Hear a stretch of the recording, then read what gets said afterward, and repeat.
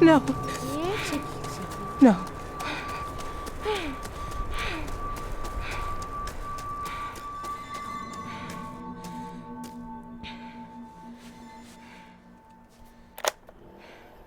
To whom it may concern, if this panic ever stops, I hope this will all explain how this began.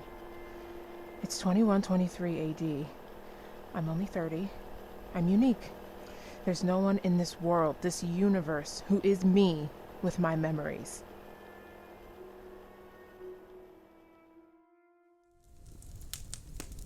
It had snowed. I had been waiting, bundled up, for Marn, who grabbed me when he was finally ready. Hey, come on.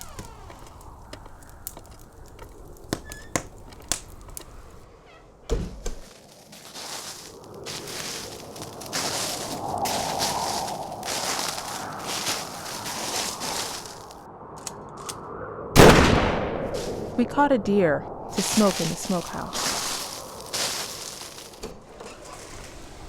It was comforting being Marn's wife, a headman's wife, knowing I would live prosperously.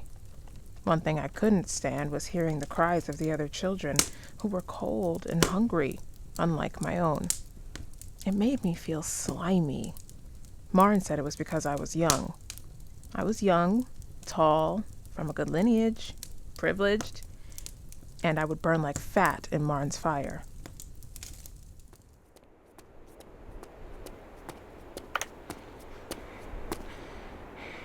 Who's there? No. No.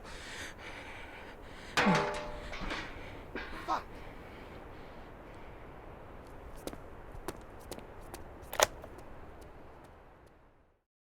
The orchards had borne no fruit, and the deer were famished.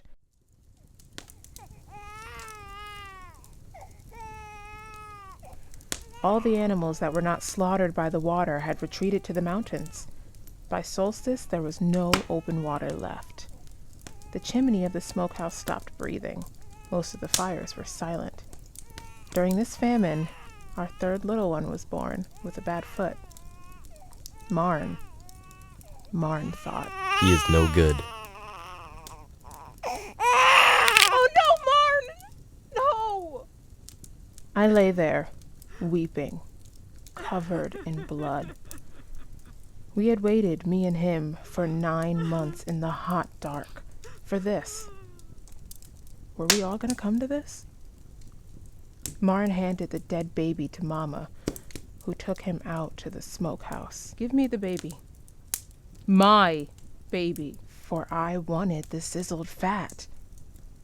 The fire smoke dried my tears eventually. It was more than could be asked of any woman.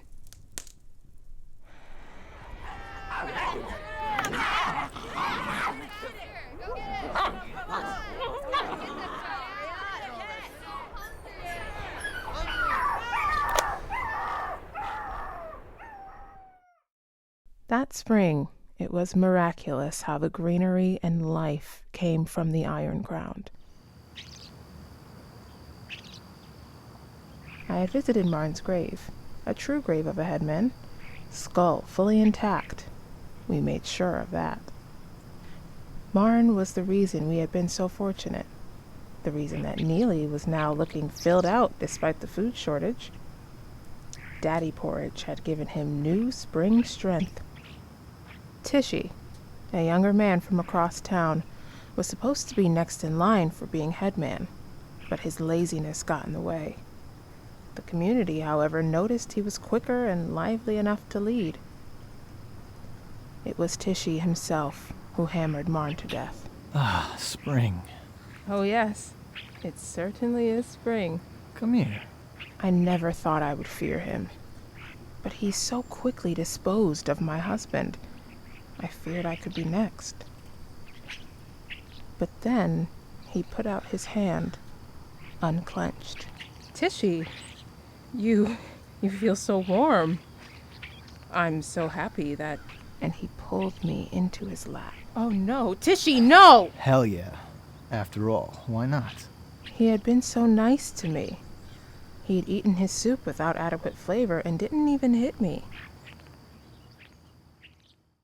Toward fall, not even the warmest rains brought up another spear of wild asparagus. Neely and Tishy had a fight on the north slope of the dead orchard. Tishy gave Neely a blow with his hammer, which knocked the young one over. No! That's my boy. Yet Neely got up on his feet once more. I watched from the roof of the hard hut and saw Neely get on his toes and split open Tishy's skull.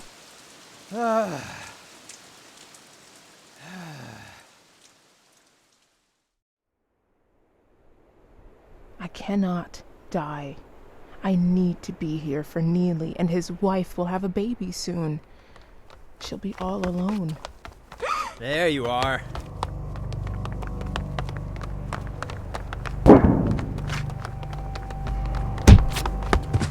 Gotcha. Oh, no! No! Oh, yes. Yes. No, no! Kill her. No. Kill her. Off with her head! Neely, save me. I'm your mother. We're all hungry.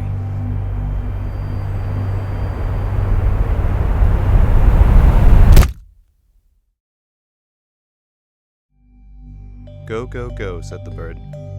Written by Sonia Dorman. Adapted and directed by Peter Christmann. Produced by Tatiana Avery. Sound engineer, voice, and Foley by Allie Fuller. Lead production and sound mixing by Julia Hansen. Mother, played by Whitney Andrews. Marn, played by Matt Erickson. Tishy, played by James Gabor. Neely, played by Dylan Herbig. Created for Florence Barrau-Adams, Sound Image Class 2015. NYU's Maurice Kanbar Institute of Film and Television.